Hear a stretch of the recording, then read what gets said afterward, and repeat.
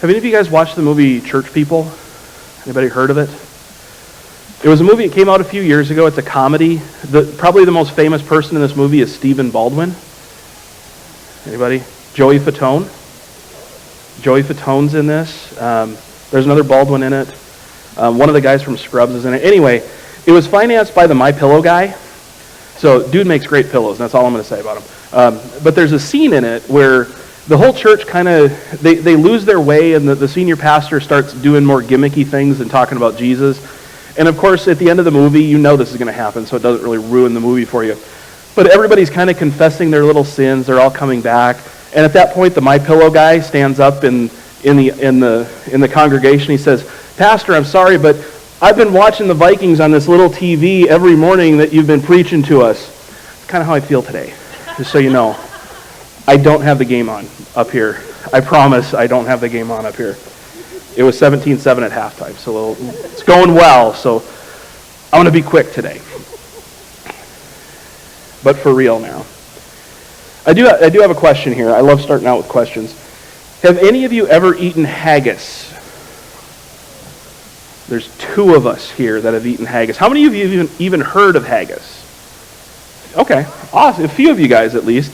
So if you don't know what haggis is a Scottish dish, and you have to hunt haggis, and haggis live in the Highlands of Scotland. And the thing with the haggis is the legs on one side of the haggis are longer than the legs on the other side of the haggis. So it's perfectly equipped to run around the hills of Scotland. But what you do is you start at the top of a hill, and you can't catch them because they're really fast around the hill, and you have to flush them down into a valley. But because the legs are longer on one side than the other, then they just run around in really tight circles, and you stomp on it, and that's how you catch a haggis. At least that's what a Scotsman told me one time. He might have been messing with me because I'm an American. I'm not really sure. What haggis really is, if you don't know, it's not a little animal that runs around hills. Back a long time ago, I don't know how long ago, what they would do is when they got done butchering a sheep, they'd take whatever was left over, they'd put it in a sheep's stomach, they'd add spices and oats to it, they'd boil it, and that's your meal. That's haggis. Well, today from what they told me at least, it's a little bit better than that. They're not picking stuff up off the floor and throwing it in with whatever. It's better cuts of leftover meat. I don't know how to put it. And before you think that that's really gross and nasty and wrong, how many of you guys have ever had the 99-cent hot dogs from Walmart? Yeah, same thing, guys, pretty much. But for anybody that's traveled internationally, you know that food is different depending on where you are. If you go up to Canada, you can get this incredible delicacy called poutine. How many of you guys have eaten poutine? Oh man, it's so good. It's French fries with gravy and cheese. It's delicious. It's awesome. If you go to Mexico, actual Mexican food is very different from American Mexican food. So throughout Europe and Africa and Asia, the Middle East, South America, foods are very different all over the world. And sometimes when you travel, it can be difficult to find something that you like. And now that we're all hungry and thinking about haggis and poutine and tamales, let's get into our message for today. So we're going to spend the next few weeks in the book of Daniel from the Old Testament. The theme for this sermon series over the next 3 weeks, I'm going to call it Taking a Stand, or being faithful to, or being on God's side. The general idea for this sermon came from a website. I think I saw it on Life Church. But the specifics, everything that I'm doing here, that's all stuff that I've put together. The notes are things that I've put together. I've never been comfortable preaching somebody else's sermon. So I'm not just standing here saying something else. But Daniel has a few really great examples of taking a stand for God. People that knew what it was to be faithful to God, and in the face of opposition, doing what is right in God's eyes. This is taking a stand for God. Now, I do want to caution us as we get into this series. Daniel, Hananiah, Mishael, Azariah, this taking a stand for those guys in Babylon was really very cut and dry. So next week we're going to discuss the blazing furnace story. When that happened, I think a lot of us are familiar with that. Everyone in that story is told to bow down to this golden idol. Hananiah, Mishael, and Azariah. We usually refer to them as Shadrach, Meshach, and Abednego, which are the Babylonian names. These three refuse to worship this idol, and they're thrown into the furnace. It's a really simple thing, very black and white. God says, don't worship other gods. The guys refuse to worship other gods, and that was the right thing for them to do. Unfortunately, in society today, a lot of things we've confused or conflated worldly morals with godly morals, and we don't always recognize the difference between the two. Sometimes people think they're being persecuted for their beliefs as a Christian, but they're actually just being a jerk, right? Has nothing to do with their faith. I want to consider a couple scenarios with you, just as examples really quickly. Let's say you have a job. You've told your boss, and you've committed to yourself, and you've committed to God, Sundays are for going to church. Sundays are for worshiping Jesus. And your boss comes up to you one day and says, well, you have to work this Sunday. Your response is, well, I'm sorry, that's my day with my church. That's my day with my church family. And the boss says, well, come in or you don't have a job anymore. And your response is, well, I guess I will deal with the consequences because I'm going to be with my church family on Sunday. That, in my opinion, is taking an appropriate stand for God. What if someone is out going door to door telling people about Jesus, and they come to a house, that person that lives in that house says, thank you, but I'm not really interested in hearing about Jesus today. So our evangelist decides, I'm not going to give up on this guy. So they set up camp in the guy's front yard.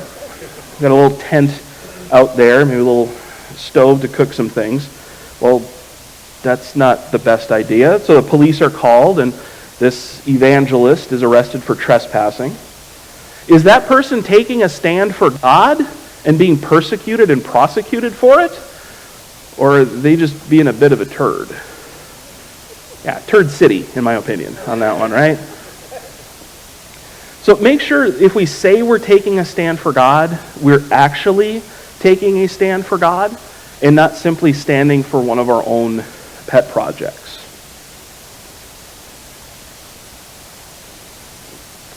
Before we dig into Daniel's first stand here regarding food, we need a little bit of background information. So if you recall much from the Old Testament, God gives the law to the Israelites, and as soon as the Israelites get the law, are they perfectly following the law at that point? Or do they start breaking it almost immediately? Right? So as people, we're very, very good at doing things like that. So the Israelites were continually breaking God's law. And God saw that, so God sent prophets to the Israelites to remind them of the law and say, hey, guys, if you don't follow this law, bad things are going to start to happen. You need to turn away from your sin, turn away from your law breaking, and turn back to God. But for hundreds of years, this went on. They kept ignoring the law, and God finally got to a point where he allows Nebuchadnezzar and the Babylonians to conquer Israel as punishment for repeatedly breaking the law given by God. Part of this defeat saw many, many Israelites sent to live in exile in Babylon, and among them are the four men that are the focus of the first part of the book of Daniel. Here, Daniel, Hananiah, Mishael, and Azariah. From this group of Israelites, these four men that I just mentioned were chosen to be educated and brought into the king's service. And there are some requirements that we have here in Daniel. This is Daniel 1, parts of verses 3 and 4. The Israelites, they would be from the royal family and the nobility. They would be young men without any physical defect, handsome, showing aptitude for every kind of learning, well-informed, quick to understand, and qualified to serve in the king's palace. They would also be taught the language and literature of the Babylonians. So these four men, Daniel, Hananiah, Mishael, and Azariah, they were chosen to be trained. With that training, they were all given new Babylonian names. Daniel was renamed Belteshazzar, which I've never been able to pronounce correctly. Well, eventually, I'll figure that one out. Belteshazzar, close enough. Hananiah was Shadrach. Mishael was Meshach, and Azariah was Abednego. Remember, it's the unfaithfulness of Israel in general that caused them to be defeated by the Babylonians. Yet, as we find out here in Daniel, there are still individuals within the nation of Israel that are faithful to God. Remember, too, when we talk about nations, biblically, we mean people groups. Modern day, we usually think of countries. When we think of nation, when I say the word nation, we usually think of countries, but nation is better defined as a people group. So when we talk about the nation of Israel, I'm not talking about a physical space that has political borders. I'm talking about the people who are the Israelites. The plan is for these chosen to serve the king. The king of Babylon is Nebuchadnezzar. Those chosen to serve him were to be educated and trained, placed on a special diet. And the diet would be the food the king eats. It would be this royal food, which if you think about it, that's probably some pretty good stuff, right? This food would be intended to bulk these guys up, make them look healthier, make them look better. Now, why would they want to do this? Why would you want to bulk these guys up? Why would you want them to be even better looking than they were before? Well, consider you're the king of a great nation. The king or a queen of a great nation. You're the head of a great nation. And another king drops by just to say hi. If the people in your court look thin and malnourished and unhealthy, what does that say to the other king about the state of your kingdom? So you'd want your people to look good and look healthy. So you're going to give them good food. But Daniel says him and his three friends, they don't want to defile themselves with the royal food and wine. Please don't make us eat this food. Why wouldn't they want to eat this food? It's likely the best food around, the best stuff available to anyone, far better than those cheap hot dogs from Walmart we were talking about. But it's probably very different from what they're used to as well. They're now in this foreign land. So why don't they want to eat this food? Is it because it's different? That's not the reason they don't want to eat it. We're not told specifically here in Daniel why they don't want to eat it, but we can get a good idea by how Daniel makes this request. He asks for permission, quote, not to defile himself. Not to defile himself. To be defiled or to defile oneself is to make unclean according to the law. Meaning there is something about this food that would make these 4 Israelite men unclean if they eat it. There are a couple things this could be. It could be that part of this food is just prohibited food according to the law. Pork products are prohibited, shellfish is prohibited. There's also prohibition in the law on meat that still has blood in it. So if you like your steak really, really rare, that's not allowed within the law. Or blood itself. We're not talking about sitting there drinking cups of blood. That's not what we're talking about. But have you ever heard of things like blood sausage? Black pudding? Things like that? I've never been brave enough to try that stuff. But it could be this food that directly defiles them. It could be this. If you recall when we did our Revelation series, almost every week I spoke about the food being sacrificed to the pagan gods in the Roman Empire. And that Christians in the first century needed to be aware if they were participating in some of these feasts where that food was being sacrificed to these idols. This could be the problem here in Daniel, is this too would defile them. If the food they were receiving, if it had been previously sacrificed or previously dedicated to one of the Babylonian gods. It could also be that eating the food provided by the king was seen as a way of honoring or paying tribute to Nebuchadnezzar, and they didn't want to be seen as having greater loyalty to this earthly king than to their Lord God. It could be any one of those things. It could be a combination of these things. But what's important here is that these 4 men saw eating this food as defiling themselves and being disloyal to God. That's why they don't want to eat it. I also want you to notice this in our story, is how they deal with our court official. Daniel goes to the official, the man that is responsible to the king to train these men, to educate them, to make sure they look healthy.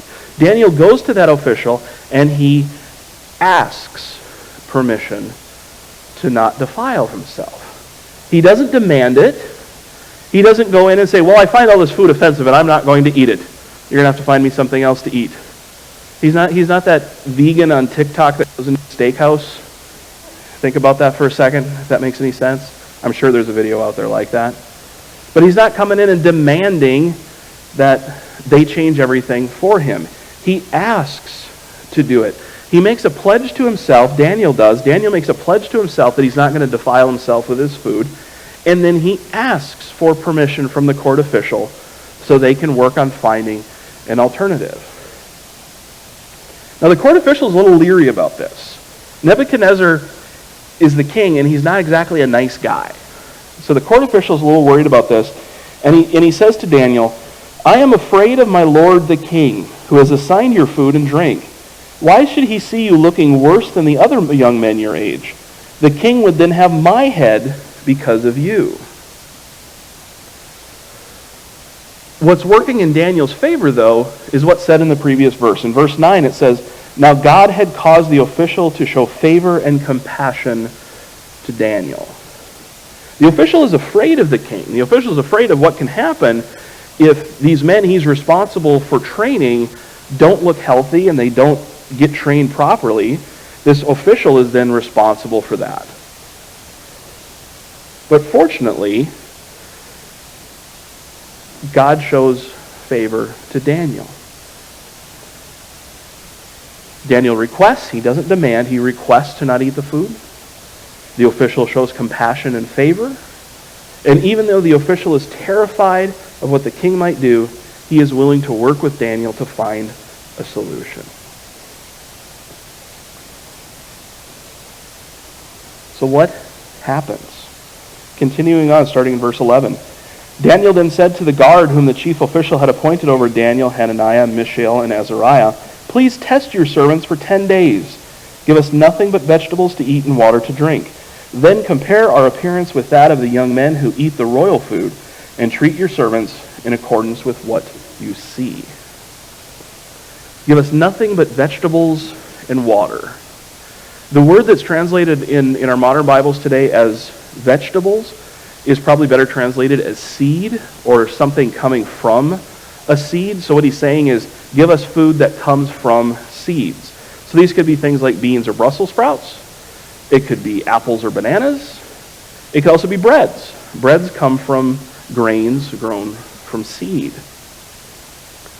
Now so keep in mind, this is not some 10-day broccoli fast that they're going on. It's not some other fad diet that we might go on today. There's actual food here. It's just not the stuff the king wanted them to eat.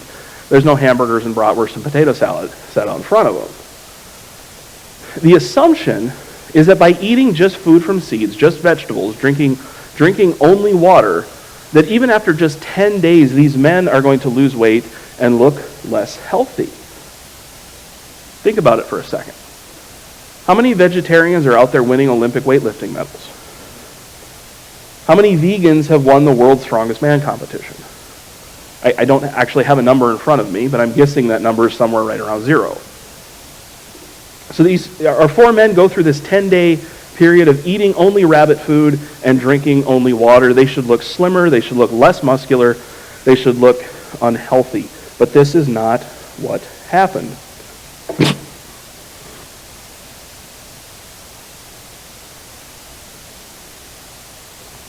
Verse 15 tells us, at the end of the 10 days, they looked healthier and better nourished than any of the young men who ate the royal food.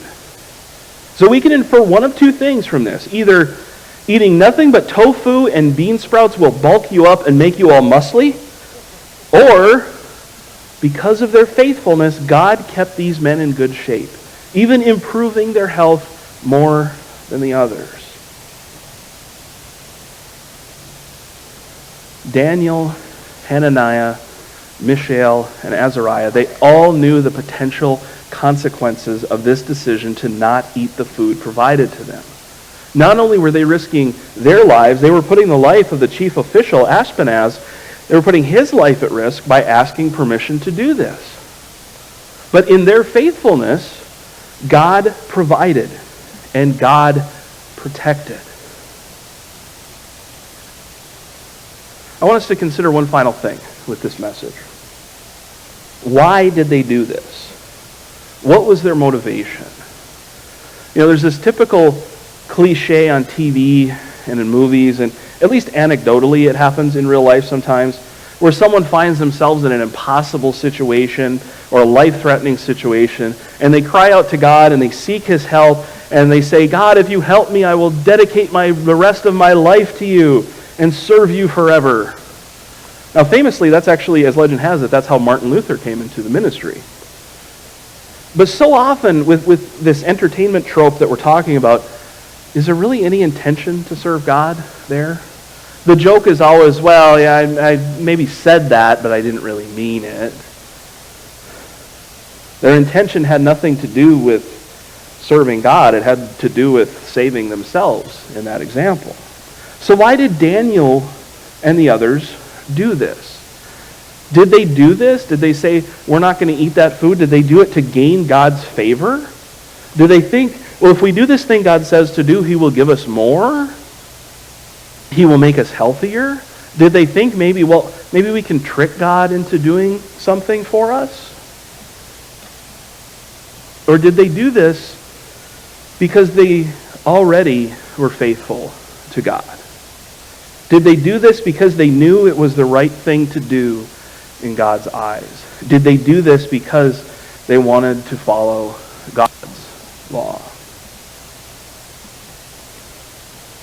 These men took a stand. They didn't so much take a stand in opposition to what was happening around them.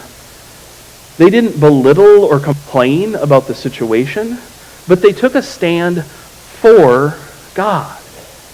They did what they did to honor God and to glorify God and to continue to follow God's law.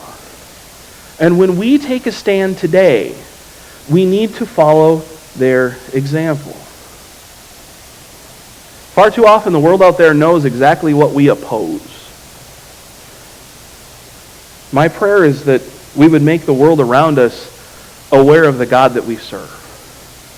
Let us make the world around us aware of the Lord that we worship. Let us make the world around us be aware of the Savior whom we trust. And I want to say, if you haven't yet trusted that Savior, there is never a better time than now. We don't know what tomorrow holds. We don't know what later today holds. We know what we can do right now. And if you've never said yes to Jesus, through whom you can be saved, only through whom can you be saved. If you need to turn back to Jesus, let today be that day. God saved these 4 men because they were already faithful to him. Search your heart. Listen for that still small voice. Feel that stirring inside of you that is saying to you, come follow me. Hear that knocking on the door to your heart from Jesus Christ right now, saying, come, let me in, and I will sit down, and I will dine with you, and we will live this life together.